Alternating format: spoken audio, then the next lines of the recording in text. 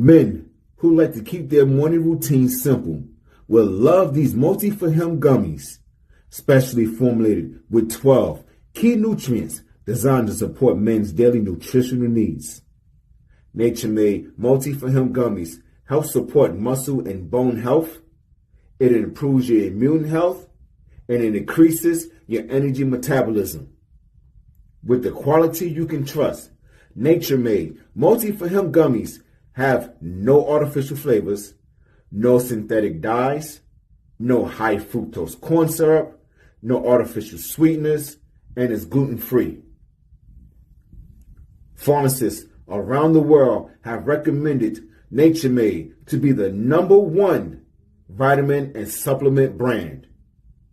So when you need something that's going to help you get you through the day, when you need something that's going to increase your energy to help you get you through that workout, to make you perform as an elite athlete at the top of your ability, try Nature-Made multi-for-him gummies, because you don't want to stop to the 12th round.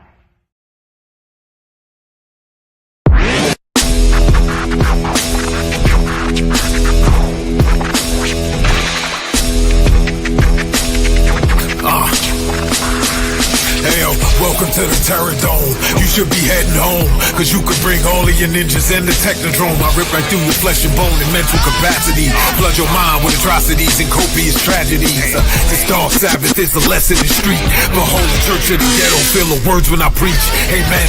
Let the Lord say a prayer for they don't end up in front of someone banging their trigger. Living life like a war pig. Fuck the law, I'm getting mine. Let the others figure what the cost is. Purchasing the fortress of gorgeous acres enormous. Car park full of foreigners and women just waiting on us. We living the dream. Y'all living like hell is earthbound. We are not the same. You've been a lame since birth, pal. I don't feel sorry. I recommend they go dirt bound. Doggy dog world, and you've been looking like Chuck Brown.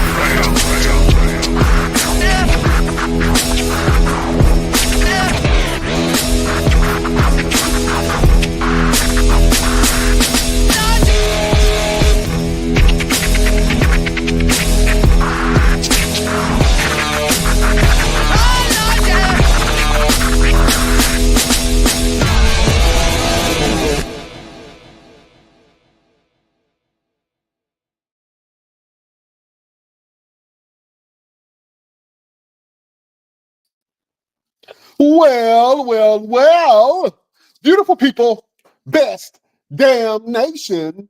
It is Wednesday, and you know what time it is. It is the Best Damn Wrestling Podcast. I am your humble host, Brian Renegade, and with me, I have the best damn crew. First of all, if you see this man outside in the parking lot, running in your car, lock your damn doors, he would throw your ass in the trash can. He is the green-eyed bandit. He fights people. Sometimes he bites people. He's a mama's favorite wrestler, and he can whoop your daddy ass, the one and only Roosevelt, the fighter. What's happening? Yo, Brian, let me tell you, man. I went to the gym for about 4 hours a day just so I can be ready and look like I'm done something with my life because of our guest today, bro. It's about to be hot and heavy in here. We about to see what's going on. But first of all, what's going on with you, man? How you feeling? What my nephew doing? Oh, man, I'm blessed and highly favored. And he's quiet right now, so don't wake him up. Why you always got to bother him when he's trying to sleep? Because I'm his favorite uncle. That's why. Oh, man, he good. You know what I'm saying? Just getting strong every day.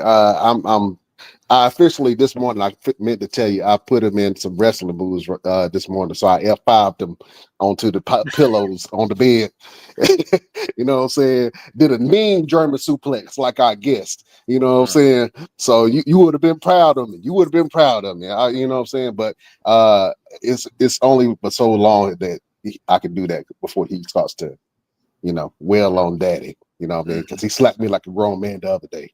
I ain't like it at all. I almost pulled out the pistol. I forgot he was my son for a second. Boy, you slapped me again. Oh man, but listen, I'm so excited. We have a great guest on the show tonight. I've been So impressed with the work that he's been doing. I'm a fan of his work, man, and I'm so excited to have him on here. Please, Roosevelt, do due diligence and introduce our esteemed guest before he slap the shit out you. Go ahead. Ladies and gentlemen, I am the reason why he is the reason why I am the way I am today. You know what I'm saying? From the moment that I met him, 14 years ago. It's been about 14 years since I know this gentleman. And anytime I've stepped in the ring with him, anytime I've been in the locker room with him, I've always pushed up my chest and made myself elevate to a higher standard and a higher level.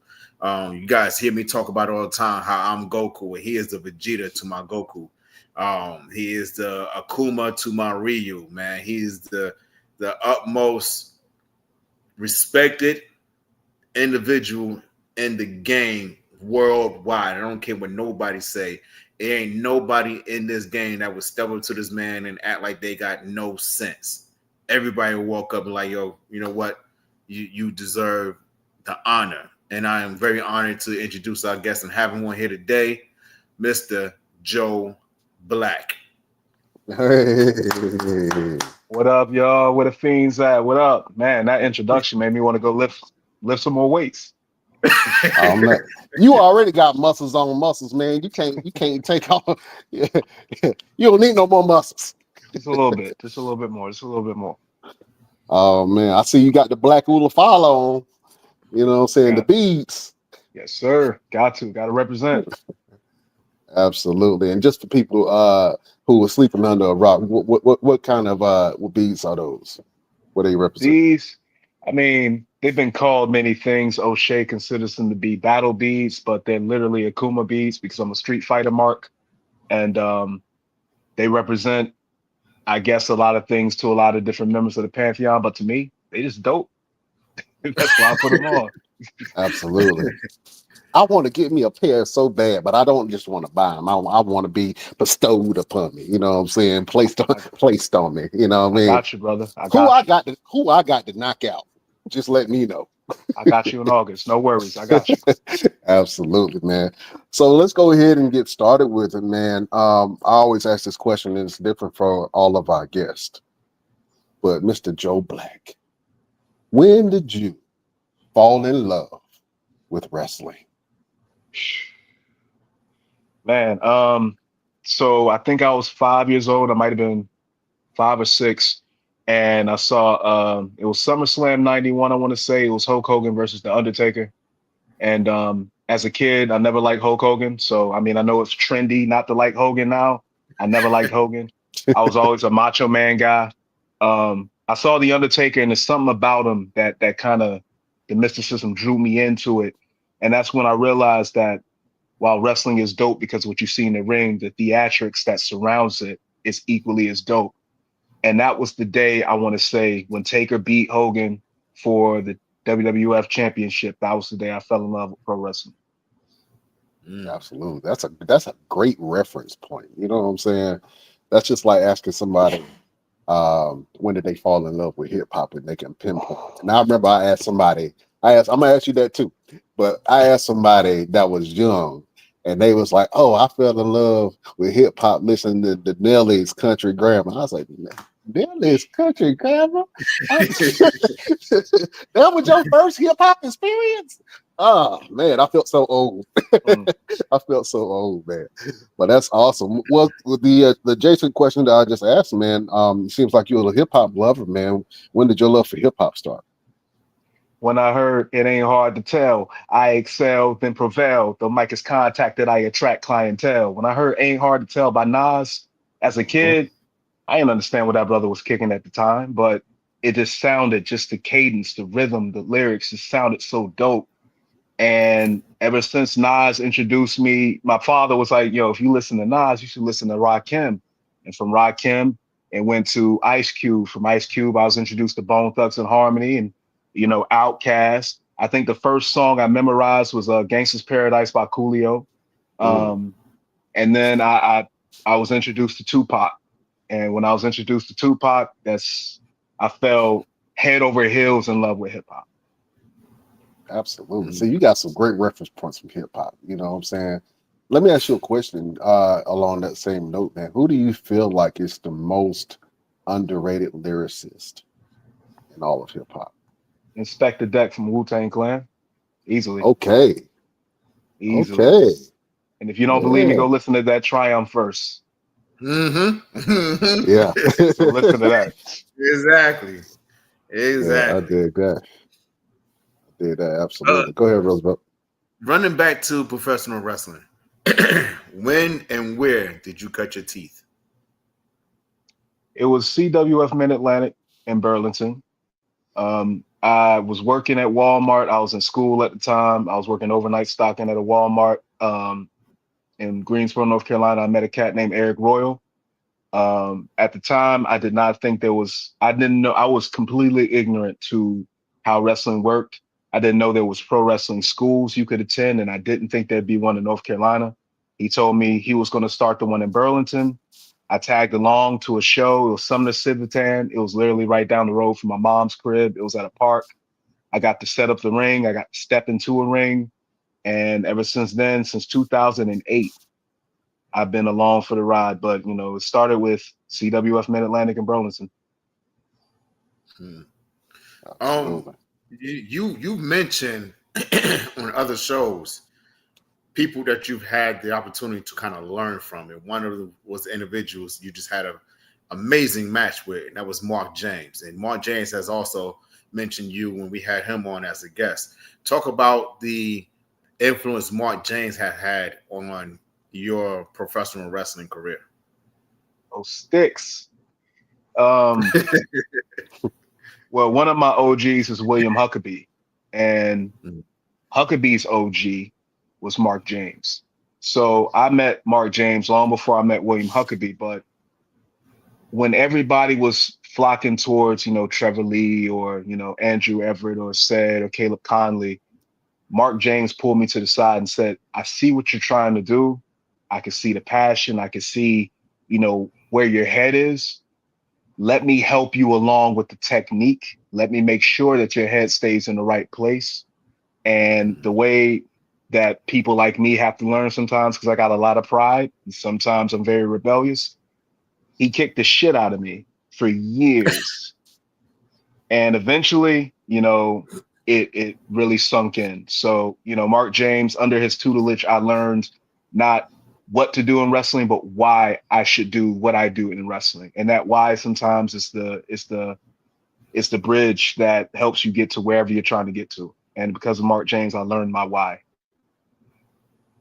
Absolutely. And now to piggyback off of what Roosevelt was saying, man, you guys put on one hell of a fight at the newborn wrestling event in Nightdale.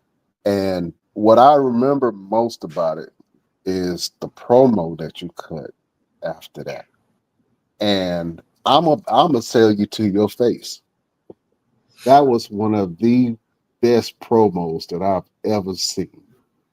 And it felt so real that I get goosebumps when I watch it. You know what I'm saying?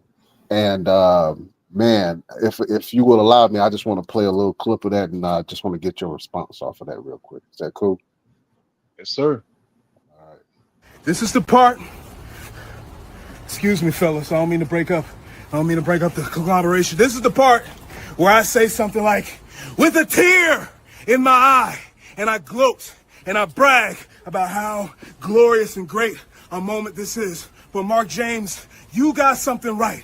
You got something right in your promo when you said Joe Black should have been signed years ago. I should be on TV. I should have been there with Cedric. I should have been there with Trevor. I came up with them, but instead, I'm relegated to the Indies. I'm relegated to a pay envelope, and I gotta wait for the pay window to open every damn match instead of getting the cash check with my name on it.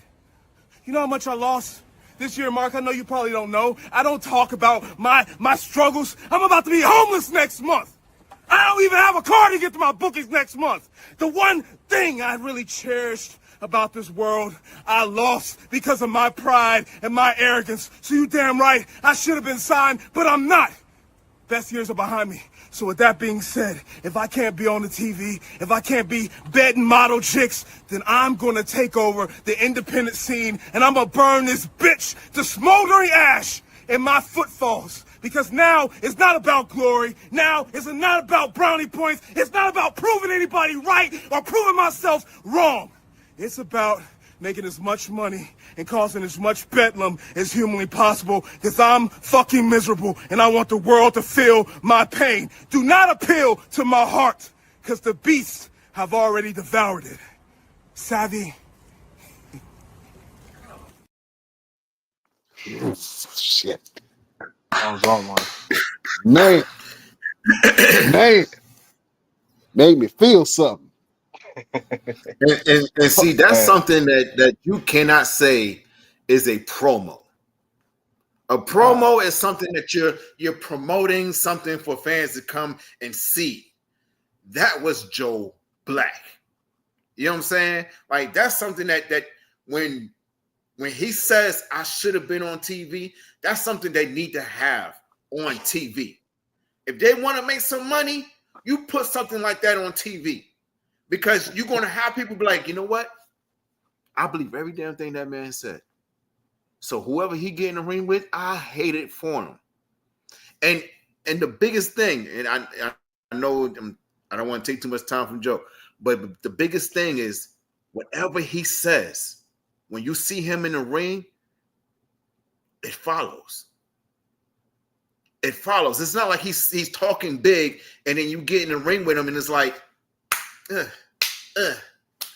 no, it's all day.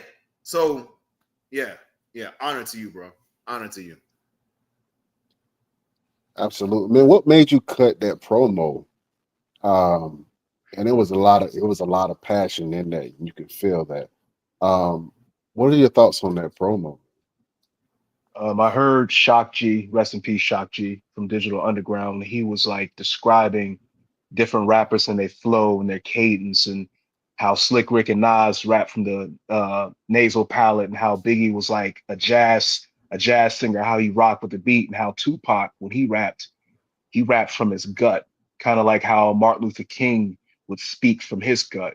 And I just felt sometimes it's like Martin Luther King said, the calling to speak is often a vocation of agony, but we must speak. I felt it in my gut, like there's something I need to say. It wasn't planned. It wasn't something that I memorized beforehand. It was coming from a very real place of agony, of pain. And with me, the reason I don't do a lot of promos is because when I speak, I want it to resonate. I want people to hear my words and think, okay, he's not trying to, just like Roosevelt said, he's not just trying to promote the match to get me to spend my money. He wants to evoke something in me that's some sense of relatability. So that promo came from a place of very real pain. I don't alienate who I am in the real world from what I do in wrestling. I blend the two together. It's not always seamless. It's not always clean. But if I'm feeling something and it's going to lend an edge to my words, I'm going to use it. So I was going through some things at the time and I felt, why not use, a little bit of that pain from what I'm going through and speak and see what comes out. And that's what came out. It was probably the best promo I ever cut in 17 years. Man, I don't know about the rest of your promos, but that one right there is top tier. And that is a skill that cannot be taught. You know what I'm saying? Because like I said, you pulled that from the good. My only question is, have you been bidding model chicks like you stated? A real G never kisses and tells. Okay, I got you. I was just trying to see if they happened or not. You know what I'm saying? I was going, hey, that's my boy. My boy did it. Yeah, all right. Absolutely, man. But yeah, that had so much feeling and soul in it, man. I want to see you cut more promos like that. Just because I had a connection to it where I was like, oh snap, this guy is something different. You know what I'm saying? Something different. And then I don't know if you noticed it, man, but your mannerisms and facial expressions changed, you know what I'm saying, throughout the promo. And I was like, oh, at the end of it, I'm gonna burn this bit to the ground. I believe that. You know what I'm saying? But the way that you were able to use that character and shift, I'm not sure if that's what your character entails right now, but bro, you just struck gold. And like I say, I definitely want to see more from you. What does your passion come from nowadays? That's a good question. I just think at this point, after 17 years, there's nothing left to prove, at least for me. The bulk of my career has been spent trying to prove people wrong. I'm the short guy. When I started, I was 125 pounds, soaking wet. And then I had to prove to people that, I deserved to be in the ring with them. And then once I proved that, I had to prove that, I was worthy to have the mentors that I had to get the matches that I was gifted to have. And now it's at this point where it's just like it's time to prove it to myself. For 17 years, I've been trying to prove it to everybody else I did that. But there's still a part of me that I don't believe, that I'm still at that level yet. So now the whole thing is about proving it to myself. And because of that, because I've removed everybody else from the equation and I put myself in the forefront, in the center of this thing, it's unlocked a whole different dimension of creativity and passion that I did not know I still possessed. Because I had that when I started. It was like raw and visceral and feral almost, but I thought I lost that edge. But when I resigned myself that I got to do it for me now, that just unlocked that side of me. So I'm at the point where the passion comes from, it's about me now. I'm doing it for me, nobody else. Absolutely. You mentioned very heavily that you should have been signed, and anybody that's ever seen you in a ring would definitely stand 10 toes down on that. I stand 10 toes down on that. You've had big opportunities with Ring of Honor and NXT, and I remember because I was there with you. It was like right there. It was right there when you felt like, yo, they about to hand us a piece of paper.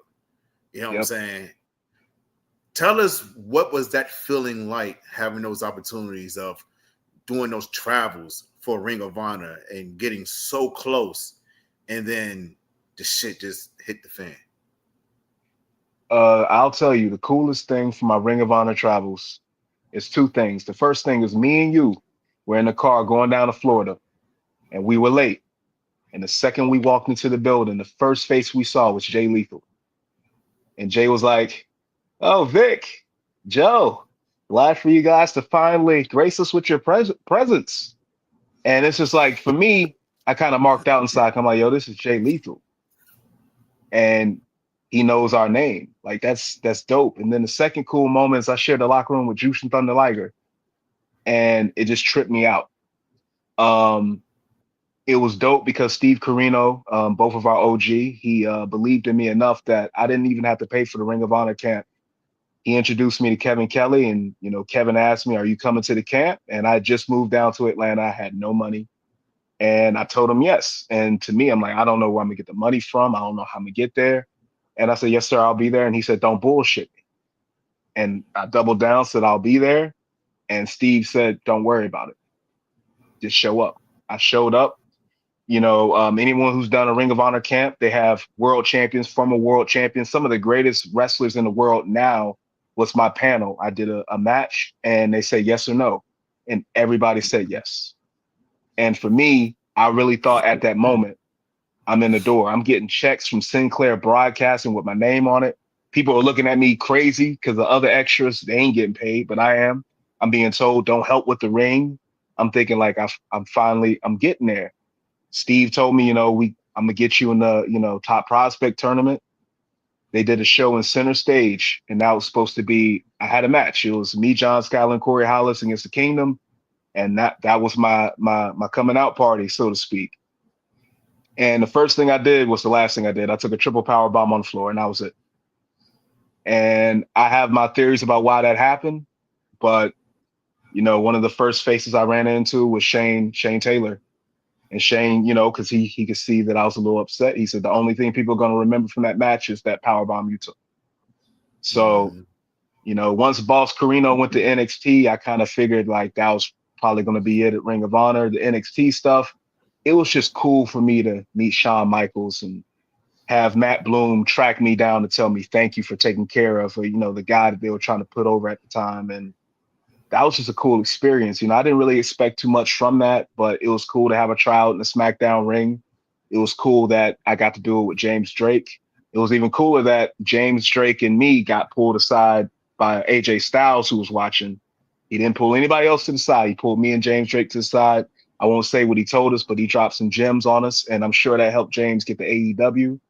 And sometimes it gets snatched away, but sometimes the journey and just being there, that's cool enough. So I'm just glad that I had those experiences because a lot of people don't get those.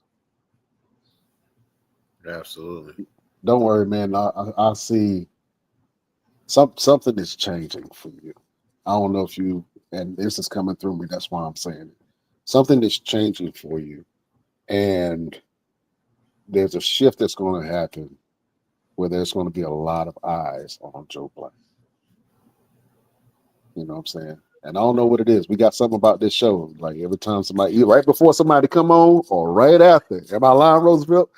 People always win a championship or an opportunity of some sort. And I am not lying to you. Every single guest that we've had that's been a wrestler has had that. Like, we can honestly say that. I don't know what it is, but I know that something is shifting for you, brother.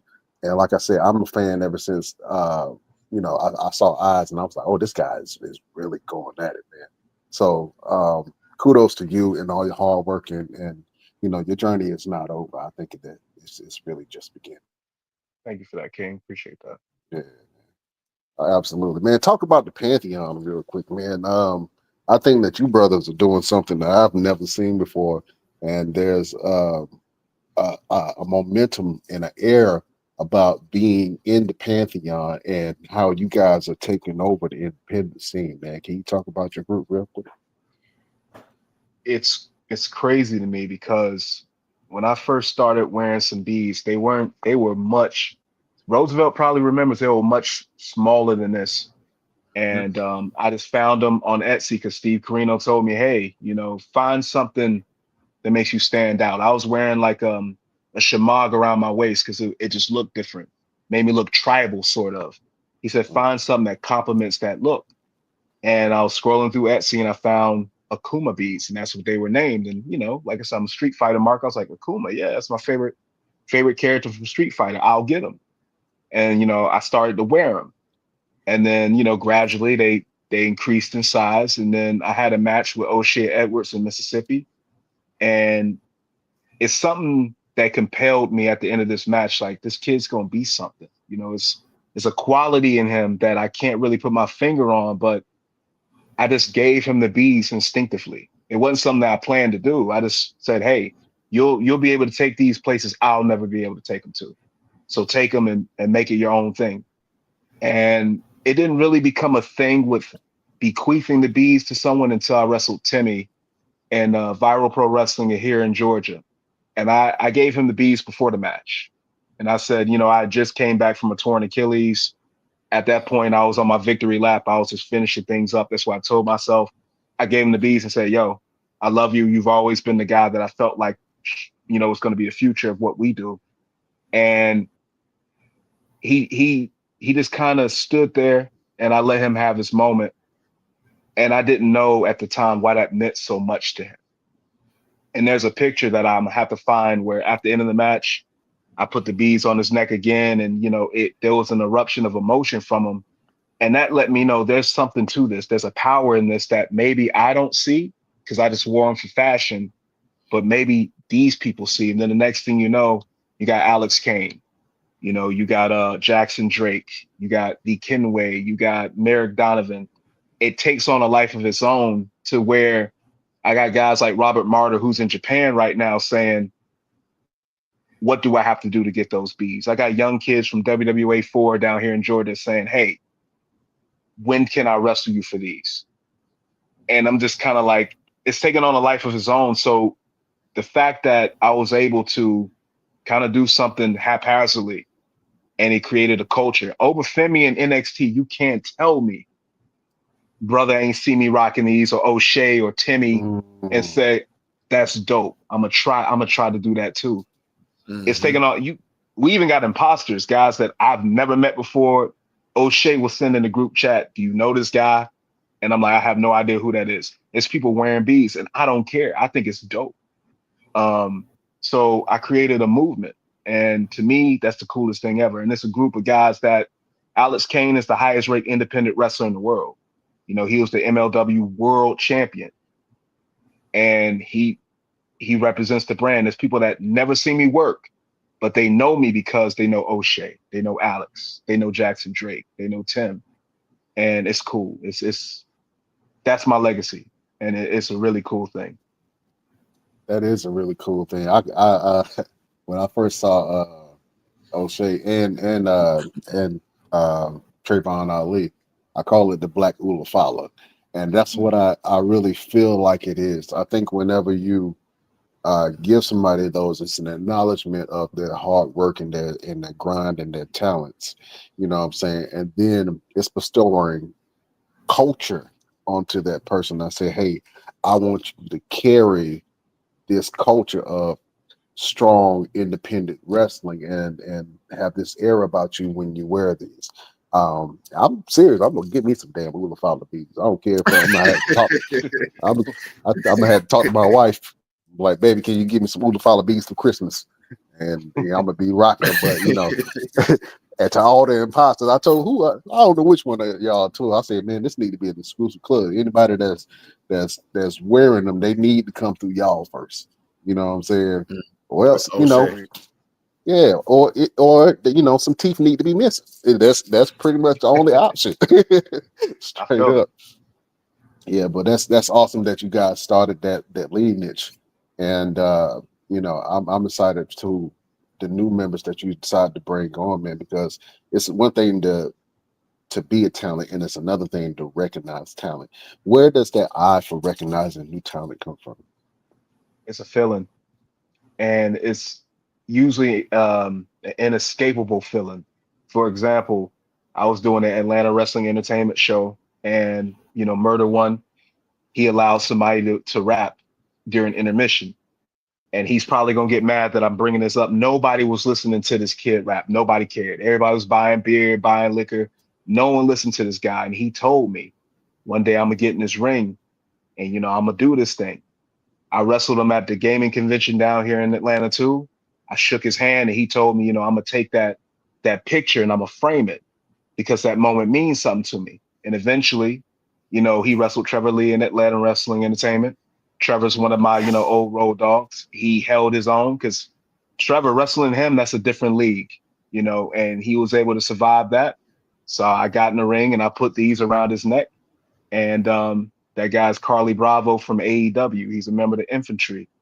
And there was always something about that kid that, you know, because when you look at it, you think there's a certain archetype of people that wear these. When you see Alex or O'Shea, you know what I'm saying, or Trey and Merrick, you think, okay, there's a certain image. Carly Bravo don't fit that image.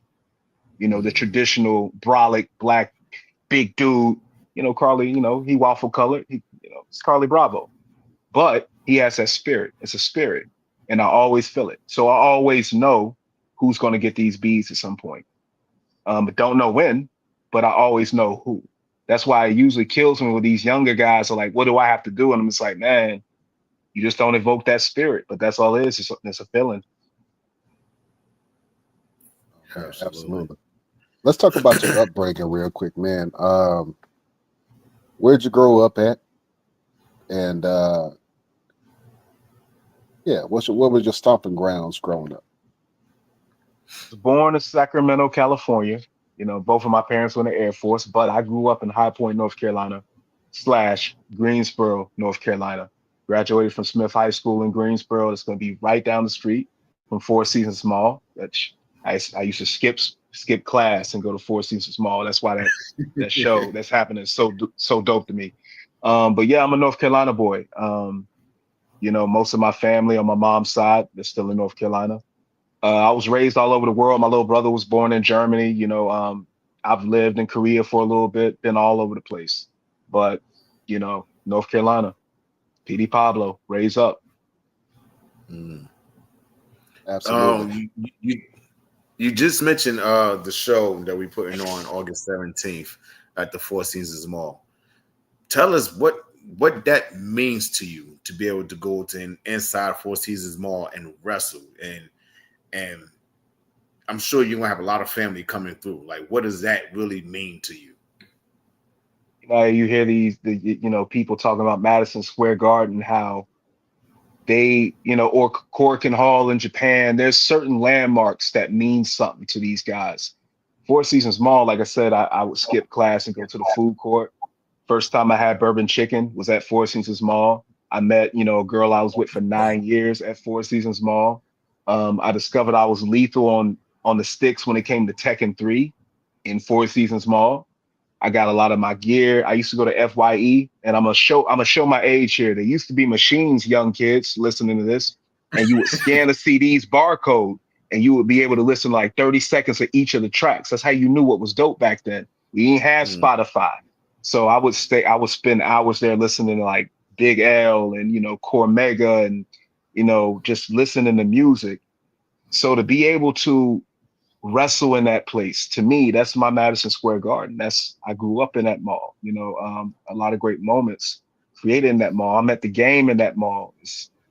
It means a lot, and to be able to wrestle in front of my family, it's super dope, super dope. Yeah, man. Well, speaking of wrestling family, on this card, we have thrown away on some possible matches for Joe Black. And I think that the one that I'm most excited about is seeing you versus Roosevelt lock up 1-1 in the ring. Now, I know that you've probably had some dealings with Victor Andrews, but I don't think that you've ever been in the ring with Roosevelt. You know what I'm saying? And when this new character Roosevelt arose, he just seemed more cold, more calculated. For some reason, the fans just love this guy every time he comes out in a suit. They lose their freaking minds. You know what I'm saying? So I want to really see this match, if you accept it, against Roosevelt. Is that something that you would be interested in? Hell yes, I'm in for that. All right. I'm Well, in let's for that. well let's go ahead and get the party started. We have a segment on the show that we'd like to do. For some reason, Roosevelt always has some beef, a couple of problems with fellow wrestlers that come on the show. So Joe Black, I know that you got the gift of gab. Your vocabulary is immaculate. You like a young what's his name? The promoter. Don King, like a young Don King in their body. You know what I'm saying? You've been dropping big words. I had to look up in the dictionary, but like, what does that mean? I gotta do some more research on it. But I want you to threaten Roosevelt within an inch of his life during this promo battle. Are you down, sir? Sure, I'll give it a All right. shot. Who got first? Go ahead, Roosevelt. All right. Okay. All right. Roosevelt got first. Oh man, beautiful people, prepare yourself. This is a segment that we all love. Best damn promos. We are going to war.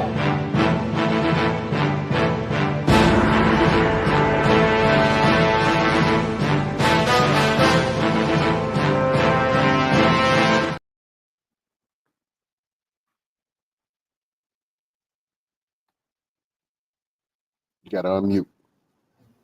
There you go.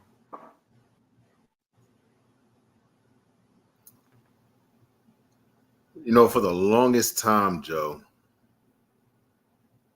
I've watched you. I watched how much you was willing to die for this. And that brought something out of me because I was like, this man right here is the bar. This man is the bar from which I need to exceed. I mentioned earlier that he was like the Vegeta to my Goku. And I kept saying to myself, in fact, just recently I said, why do I keep calling myself Goku when I'm trying to be better than the best? You see, Goku didn't want to be better than the best. He just wanted to be the greatest fighter. He just wanted to know that he could fight against anybody. But I've always just wanted to be better. So then I realized I'm not the Goku in this situation. I'm Vegeta. You see, because I always had to sit back and watch Joe Black exceed his limitations. And it lit a fire in me every single time. And I realized that this man is willing to die for this shit. So now I want to look at you in the face and say, Joe, are you willing to live for this? Because I'm going to hit you so damn hard that even if you die, you will resurrect and say, you know what? I will live to fight another day because this is a fight that I want again and again and again. You see, years ago, it was Joe Black versus Victor Andrews, and that was cute. That was sweet. That was a lot of fun. But Joe versus Roosevelt is going to tear a rip in reality. You've been through some things. I've been through some things. Your hardest reality is that you always felt like you needed to prove something to everybody else. My hardest reality is not knowing how much I'm willing to take. My hardest reality is not knowing what my limit is. August 17th, right there in the Four Seasons Mall. I'm going to exceed my limits. I'm going to break through. And I'm going to be something so much greater than what you see today. And when I look on the other side of that wall, a better Joe Black better be standing there looking right at me. You fought Victor Andrews. But Joe, you're getting in the ring with Roosevelt. A man who likes to fight.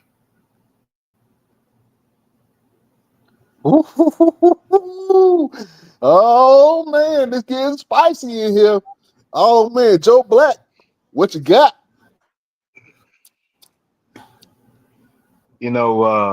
Roosevelt, a learned man once said, show me a hero and I will write you a tragedy. Now, you may selfishly think that in this tale, in this sweeping narrative, that perhaps you are the hero, but I'd have to disappoint you.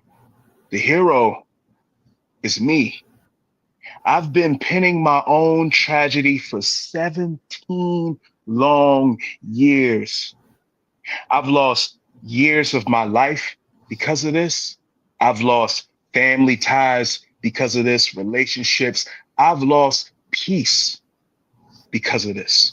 My hardest reality, Vic, has nothing to do with pro wrestling. My hardest reality was reality. And every day I had to convince myself to keep going, because if I slip, if I fail, everybody that I'm carrying on my back falls with me, and I just can't allow that. When you got the world on your shoulders, Atlas is not allowed to shrug. So, Roosevelt, I don't want you to think that I take this challenge lightly. I don't want you to think that I'm seeing past you, but what I see whenever I'm in the ring with anybody, I don't see an opponent. I see but another demon I got to fight within myself. I see but another shadow of doubt that my light cast. I see but another obstacle. And brother, it's nothing but love. But when that bell rings August 17th, I won't see enemy. I won't see friend. All I will see is a means to an end. And if the wages of sin is truly death, I've paid the Lord back in full multiple times over. So there is no way that you can hit me harder than death has already hit me. I got her lips right here on my neck as a reminder that I've died and I've come back every single time. You speak of Dragon Ball Z, I'll be your Huckleberry. If you are indeed Vegeta, that doesn't make me Goku. If you're Vegeta, that makes me Broly.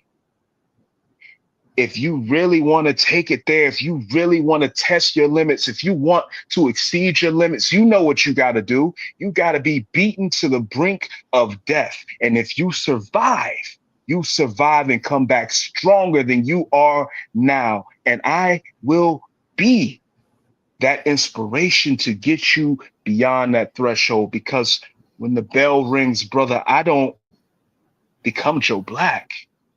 Joe Black is the mask. The bell rings, the mask falls off. And I become every demon that I've been tormented by. I become every vice that's got me in a yoke, in a stronghold. I become every bad, foul, dark thing that I keep bottled up. I let it all out. Joe Black is a placeholder. That's the least of your worries. So August 17th in Four Seasons Mall, I make no proclamation. I won't sit up here and say I'm going to reign supreme, because victory ain't what I'm after. You said it. You want to exceed your limits. I'm going to get you there. And I hope, brother, you survive that onslaught. Savvy? Woo! Somebody book it. Oh, my bad. We already did. Hell yeah. I want to see it. Hell yeah. Take my money right now. Damn it. I want to see it. Huh. Listen, I don't know if y'all felt that. Did y'all feel that? Oh, I felt it. Woo! Hold up. Let me air that shit out real quick. Jesus Christ. But you know what? That's the naturalness. That's the natural reality. Like anytime I've ever stepped in a ring with Joe, it has always been, yo, what are we doing today? And the answer has always been, we're telling a story. And whenever we went out there and we told that story, people they were dictating it. They were writing in their books. Man, listen, I want to be able to read about this for years to come. I want to be able to tell my grandkids. The moment I saw a Victor Andrews versus Joe Black match, this Joe Black versus Roosevelt. Hey, listen, they going crazy over on Instagram. Damn. Ooh. Wow. Yeah. Amazing. Yeah. They going crazy for it. I want to see this match. I think that you guys are going to tear the damn house down. This is going to be one to remember. And I think that you guys are going to leave it all in the ring. I don't even have to tell y'all to be stiff, because I know it's going already. It's part of the package. You know what I'm saying? It's part of the package. You know what I mean? Just leave people teeth intact. I want to run back to something really quick. and Joe talked about it before when we got in the car and we drove down to Florida, and we had a show for Ring of Honor, and we were doing the little loop that they had, and yes, we got there a little late. Traffic was what we wasn't expecting, and Jay Lethal was there, but they still put us in a tag match and put us over. Yep. Like we went in there and we won both matches. We won our match the night before and the night after. And man, I was telling my lady this story one time not too long ago. I was like, me and Joe was so happy and excited. We was like, hey man, what are we gonna do to celebrate? And what did we say, Joe? Where were we going? Please don't say Waffle House. It wasn't Waffle House. No. What was it? It's only Chuck E. Cheese. Chuck E. Cheese. You're right. Yep. You're right. We was like, you know what, man? Let's go to Chuck E. Cheese. And we was in the car and we was going to look it up. And first of all, it was already late at night, so nothing was open. And we were looking and was like, man, let's go. And then we texted and we looked at each other. We said, we can't go to Chuck E. Cheese. We ain't got no kids with us. We're gonna be in jail before we even get a taste of pizza. What the hell? Man, let's go home. We crazy. that was one of my fondest memories, man, because it was a fun weekend.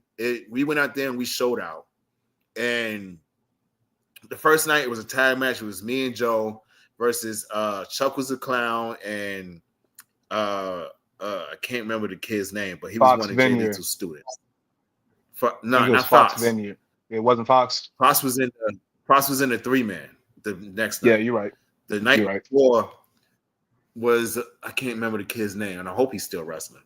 But it was that tag match, and then the next night it was a 6-man. It was me, Joe, and Josh. Josh Woods. Josh Woods, yeah. Against Fox Vineyard. I want to say Chuckles and was one other guy. And man, listen, we was on a high. We was on a high leaving back and driving back to Georgia. Man, them days. Euphoria. Well, let me ask you a question, man, because this is a deep question. I had a conversation with my mother, and I was showing her some older pictures of her at different stages in her life. And I asked her, would the young her be proud of who she is now? And that was a deep question for her. And then she broke it down of, where she was at each level in her life, right? So I'm going to go to the young 17, 18-year-old Joe Black.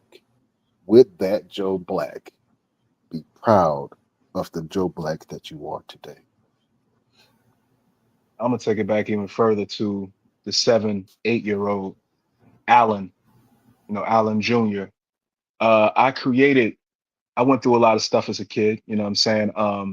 So in my head, I created a mental construct to kind of escape to, because, when you're going through something and your mind can't process it, you got to find a way to make it make sense. So I'm heavy into anime. So I created this person that I felt like whenever these things were happening, if I was this person, I would be able to protect me.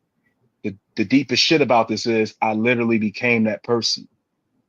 And I don't know if I was intending to become this person. All the pictures I drew, all the tattoos, the beads, everything. I used to sketch this person out. And I actually found one of my older notebooks when I think I was like 12 or 13, because I wrote poetry, this notebook's full of poetry, and I found a sketch. And, it was me when I had the dreads. You know what I'm saying? And it was crazy. So 17-year-old Joe Black would definitely be ecstatic and definitely proud that we became, my homie from high school once told me, he said, you literally became the creator wrestler. He said, you would create this dude in every game, whether it was No Mercy, WrestleMania 2000, WWF Attitude, whatever, you would create this one dude and you became that. So he would be proud. He'd just be like, man, how we get so, we got the muscles, we got the tats, we had the hair, you know what I'm saying, started thin, we had to cut it, but it's crazy. So yeah, he would definitely be proud. Absolutely. I think he would be proud too, man. who we are is a combination of what we've been through and the wisdom that we take along the way. You know what I'm saying? That was deep. I gotta copyright that. But yeah, but but I think that everything that we've been through um, primes us to be who we are today, man. So I don't know the young you, but I'm pretty sure looking at who you are today, the effect that you've had on people around you, and the trajectory of where you are going, that young you would definitely be proud. You know what I'm saying? So keep on doing what you're doing, my brother. Yes, sir. Straight up. And Yeah, man. I want to say from the first moment I saw you down in ICW in Smithfield, North Carolina, to this point at this time, man, I'm extremely proud of you, bro. I honor you. I love you. You have always been the little big bro. You know what I'm saying? You've always been that dude that when like shit, we don't speak all the time, but when we speak, it's spoken. You know what I'm saying? Hey man, you see Undertaker? Because we both big Undertaker fans. Hey man, you saw that, and we get hyped and we get excited and we become kids again just for that moment, and it's right back to business. And I did a promo for Trayvon, and I sent it to you. He was like, "Man, you already know how I feel about that DMX shit." That's Mm-hmm. I still remember that day. You know what I'm saying? I still remember that message. So man, just keep doing what you're doing. You may not feel like there's a lot of eyes on you, but there's a lot of eyes on you, and there's a lot of hearts that's carrying you. And you already know I'm gonna always be right here for you. Whatever you may need, if it's in my power to do it, I got you. Love, brother. Love. Love. Damn it, Roosevelt, keep kayfabe alive, man. We just had a damn burner of some of a Man, damn promo shit. battle. You know what I'm saying? You trying to make people cry on the inside? Stop it. Oh Car on the man. inside right now. Oh man. Well, listen, man. What's next for Joe Black? Next show I got is in Charlotte. It's the Ashe show that's curated by Darius Lockhart. Uh, my group Demon Time, which is me, Trevor Eon, and Noel. Noel be coming back from Pro Wrestling Noah in Japan against Ugly Gang. You know what I'm saying? And that's dope. These are all guys. Rayhan, I knew him when he was Montana Black. Big brother Cedric Alexander's on that show, and I ain't seen him, in years. So that's always cool. So anytime I could wrestle back home is a momentous occasion. It used to be PWX, and Darius has stepped up and filled that void, and it's an amazing thing he's doing. Absolutely. I Absolutely. love what they're doing down there, man, in shape, man. That's something big, and I hope they keep that going, Yes, sir.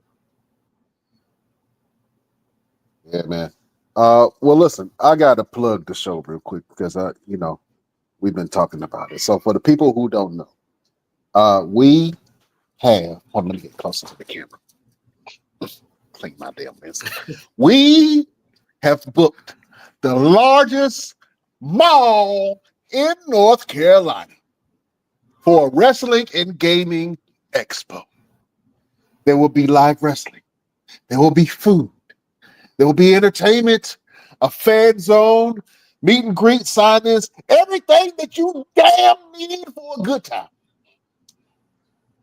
And these brothers are going to go at it on that show, man. The show's called Mall Mania. We are so excited to be able to do this. This is the first of many, and they are going to tear the house down. Can I show a little bit who might be on the show, Roosevelt? Can I Go give for that it. preview? Absolutely. Okay. I Absolutely. want you to look at this freaking roster. Look at take all of those faces on. And even if you don't, hold on, even if you don't know these faces yet, they will be seared into your brain after you watch this show. It's going to be freaking amazing. Mall Mania. has been born. And Joe Black is going to whoop some ass that long man. I need that poster. Huh? You know you're talking about me though. What was that? Talking about, you said Joe gonna whoop some ass. That would be me. That's my ass. Why you trying to get me beat up all the time? That is unfortunate, sir. That's unfortunate. That's unfortunate news for you that you have to stand across from Joe Black. But listen, I know that you guys are gonna put on one hell of a fight, man. I'm so excited about it. Everybody else is excited about this. We bringing out all the nerds. You know what I'm saying? It's gonna be some cosplay, all that stuff. So come on to the mall. You know what I'm saying? And it's gonna be one hell of a time. I'm so excited about this. So shout out to you, Joe Black, man, for being on the show. Yeah, and just don't hurt him too. Just leave the teeth, okay? I need him to be on the podcast. All right. So just everything below the lip and below the bottom lip is fair game. You know what I'm saying? It's fair So the game. chin down. That's just Chin rude. down. Maybe upper lip up. You know what I'm saying? All of that is fair game. Yeah, but leave the teeth. I need the teeth. You know what I'm saying? Yeah, absolutely. Listen, you have been dropping jewels this entire show, my brother, and it has been an honor and a pleasure speaking with you. We call this segment Final Word. We want to get some wisdom from the great Professor Black. You know what I'm saying? So, Joe Black, do you have a final word for your beautiful subjects? Sure. This is for the younger cats in the game because often you guys get overshadowed, overlooked, and not considered when, us old heads, us OGs are talking about our shit and our journey and whatnot. I want you guys to always remember one thing when it comes to this business, and that is to be true to you. Because when you start in this business, you'll learn some of the people that you riding with now, they may not be riding with you in a couple of years. Some of the people that you with outside of this, they may leave you because of this. You're going to sacrifice a lot. When you want to be great in something, sacrifice is a prerequisite to that. So you could be good at this. There's nothing wrong with doing this as a weekend hobby. I'm not one of those purists that say you can't do this and be a weekend warrior. Do you? It's your story. You write it. But if you want to be great in this and you want to go to that proverbial next level and make some money doing this, sacrifice is required. And I don't want you to ever lose sight of you because there's a sea of great wrestlers that have lost who they are.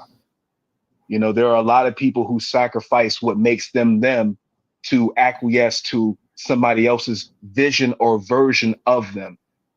I used to argue with Booker T when I felt he was trying to change the fabric of who I was when I wrestled down at Reality of Wrestling.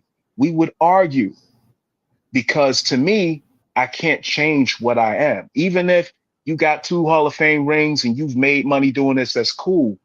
At the end of the day, all I got is me. If I change the fabric of my consciousness, I'm going to go home and be foreign to myself. So always retain who you are. That's not saying don't listen. That's not saying don't heed advice. But at the same time, if that advice can't supersede your soul, keep your soul intact. Keep your head up. It's going to get hard. You're going to lose a lot. I've lost a lot. Some of those things, maybe they could be reclaimed. Most of those things are lost with the wind. But the moments I created and the friends that I made and the strides that I made, I lived my dream. The dream wasn't to be signed. The dream was to be a professional wrestler. I did that. Never lose sight of your dream and your goals and never compromise your vision. If you got some real solid people, keep those solid people in your circle because you'll need them. There are a lot of people I had to fall back on when times got tough, and I'm glad for that. So keep a solid circle, stay true to yourself, and stay blessed up. Absolutely. That is a final word from the one and only Joe the GOAT. Joe Black. Oh man, Roosevelt. Do you have a final word for the beautiful people? Absolutely, and I got to take it back to something I used to say a very long time ago, and that's to have a shirt, and that's don't just be anything, be everything.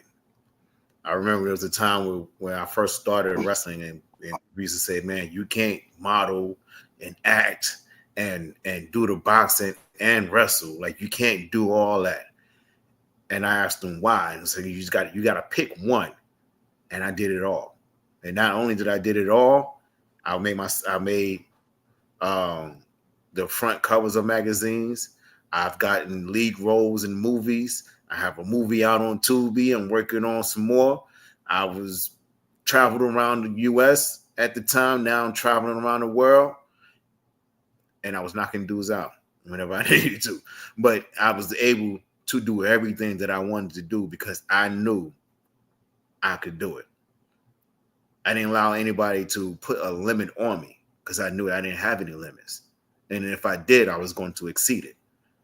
Because the only way I'm going to know how really great I am is that I keep going and I keep pushing hard. So don't just be anything, be everything. That is my final word for the best damn wrestling podcast. Absolutely. That boy be preaching sometimes. You know what I'm saying? All right. Well, beautiful people, if I have to leave you with a final word, my final word to you is a wilted rose is still a rose.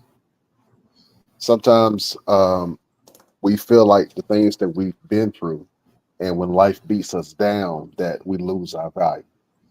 I'm here to tell you that you are still valued, that you are still a rose, that you are still worthy. Just because a rose has some damage doesn't mean it's not still beautiful. Just because the rose has thorns doesn't mean it still can't be held. You know what I mean? Everything that you do in life, do it for the betterment of yourself. You know what I'm saying? You can prune that damage off, you know what I mean, and show that you still have value to yourself, to your family, and to the world. But just because you have some wilted petals doesn't mean that you are still not a rose. You are a rose. You are valuable. And that is a final word from your boy, Brian Renegade. Almost reminds me of that Aretha Franklin song. A rose is still a It's still a rose. Hey, rose. baby Baby girl, girl, you're still a you're still a flower. flower. That's it. You know what I'm saying? But know your worth. You know what I mean? You are not what you've been through. You know what I mean? So a rose, a wilted rose is still a rose. And that is the final word from your boy. All right. Listen, this has been a great podcast. Oh, yeah. Absolutely. Joe Black, you are the man. Please let people know what you got going on and where can they find you. I'm on Facebook. It's Joseph Black Cloud. Drop me a friend request, a message. Don't be weird. I'm on Instagram. It's jblackcloud37. Same thing. Drop a message, drop a follow. Don't be weird. X jblackcloud37. I stay pretty heavy on the socials. I talk to everybody that messages me. I don't big league nobody. Hit me up. Let's have a conversation. Just don't be weird. Please don't be weird. Don't be weird. Don't do it to yourself. Roosevelt, what you got going on and where can the people find you? Oh man, tomorrow I start opening season for the fireworks, man. So I got to go out there and start getting this tent prepared for the fireworks season, man. I'm expecting a very great season this year, man. Got to make some big money, big things. And I'm off from wrestling for during this season, man. I'm not trying to go nowhere. Only thing I got going on is just wrestling down in Florida on June 28th. It is a studio taping where a bunch of us are going to get together. We're going to get out there and put on some great matches ran by August Artois. So it's going to be a great. I've done the second one, and this is the seventh one. And I think this is going to be his last one.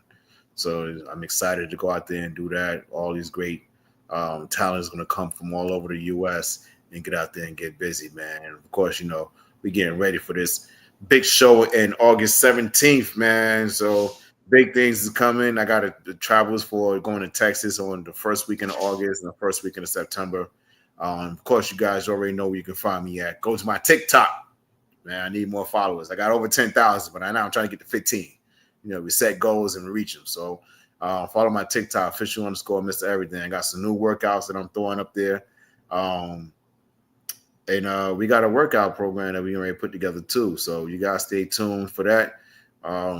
Big things, man. We trying to make sure y'all get stronger, y'all get healthier, so y'all can have a longevity of life that is owed to you. Don't feel like that you're not owed life. You are.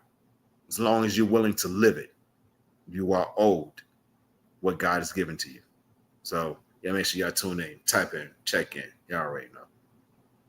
Absolutely. Yeah, you need that extra rest because it's going to take a surgeon to pull Joe Black foot out your ass.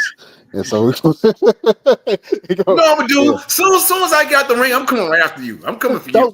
Don't come after me. I don't want no problems with nobody. I'm gonna say, Brian, make sure you wake up good and ready tomorrow morning because we're going to the gym. Yeah, like why you keep going down here messing with these people? Yeah, I ain't messing with you, man. Joe, have you done one of his insane ass workouts? Nope, but I seen him. Yeah, I don't know if I got that in me or not, but I'm willing to try anything. Wait a minute. Hold on. I've seen you work out, Joe. You trying to say what you trying to say, bro? What's wrong with my workouts? Ain't nothing wrong with your workouts, man. I just don't know if I got that type of core strength. But like I said, I'll try. I've seen you do some crazy things that gave me pause. Like, yeah, like checking my elbows and my wrists. Like, I'm make sure I can I do that? Yeah, up here doing squats, bench press and squats on a medicine ball. Like, ain't nobody got no ankles that strong. Arms, nobody wrist that damn strong, man. Come on now. You know what? Let's go ahead and end the show. Okay, I got cookies and milk to go eat. Yeah, cookies and milk to go eat. Oh man. Well, listen, beautiful people, if you want to follow the show, you can follow us on all our platforms. You can go over to our Instagram at the bestdamnwrestlingpodcast.com. You go to our Facebook group, Best Damn Wrestling Podcast. We also have a Facebook page. You can go over there to the BD Wrestling Podcast where we put all our information. We also got an X, barely on there, but we got an X, Best Damn Crew. You can visit our Twitch, the Best Damn Wrestling Podcast. You can go over to our TikTok at Best Damn Wrestling Crew, and you can go to our website, www.thebestdamnwrestlingpodcast.com, where you can go on and check out old episodes. You can listen to episodes. You can support our sponsors, and we got some goodies over there for you at the bestdamnwrestlingpodcast.com. So go and check it out. Joe Black, you got your paraphernalia ready for the show, my brother? Oh yeah, I stay ready. I want a Joe Black shirt or a headband or something. Yeah, I got you. That's what we talk about. Oh man, Roosevelt, you got anything for the people? Nah, man, y'all just be ready, man. Stay tuned. Check in next week. We got a special guest next week. We got Beer City Bruiser. It's going to be a guest on next week when we have to hear about him, his life, his career, and his time in Ring of Honor, and of course, New Japan. So y'all make sure y'all check in for next week's show. Absolutely, man. And we already got some big interviews planned for July. So just stay around, man. You know what I'm saying? We talked to the top of the top, and we had to get Joe Black on this thing to bless us. You know what I'm saying? With his presence, man. So listen, thank you for being on the show, my brother. You are a gentleman and a scholar, and I'm looking forward to the bedlam and mayhem that you cause in the wrestling world. Yes, sir. Thank y'all for having me. I appreciate the platform. Absolutely. Yeah. All right. Well, beautiful people, we can't hold you no longer. Thank you to everybody that's watching us on Facebook, YouTube, Twitch, and Twitter. Thank you to all the listeners that's listening to us on Spotify all over the world. We're in 40 countries, Roosevelt. 40 of them things. I don't even know how to pronounce most of them. but 40 of them things. So thank you to everyone around the world that listens to the Best Damn Wrestling Podcast. Y'all thought we were just in North Carolina? Hell no. I don't even live in North Carolina. Yeah. Absolutely. Hey, before we sign off, Joe, we're gonna need you to help us end the show. You good with that? Sure. All right. So Brian, cool. What Brian's gonna do? Go ahead and give him the instructions, Brian. How you gonna do that? So I'm going to say we will see you next week on the next best. And I want you to say, damn. Okay. I want you to pull all them demons that you got in your belly. Pull all of them out for a second. Put them back in after we're done. But pull them all out. And I want you to give me a Ron Simmons like damn. A thunderous damn from deep in your gut. You ready? Thunderous. Yes, sir. Thunderous. All right. Let's do it. Beautiful people. Best damnation. We will see you next week on the next best Damn wrestling podcast. Joe Black, you are the man, the future, and the GOAT in our eyes, man. Thank you for everything that you've done. And we are going to look out for the bodies and body parts that you leave in your wake. Yes, sir. There'll be plenty. Absolutely. Roosevelt, boy, you better start stretching. Right now. I just bought 2 more gallons of milk today, so I'm good. All right. We gotta make sure that he don't drink no milk before the match, or else he's gonna be out of breath. All right, we can't hold y'all no longer. Beautiful people, we bid you adieu.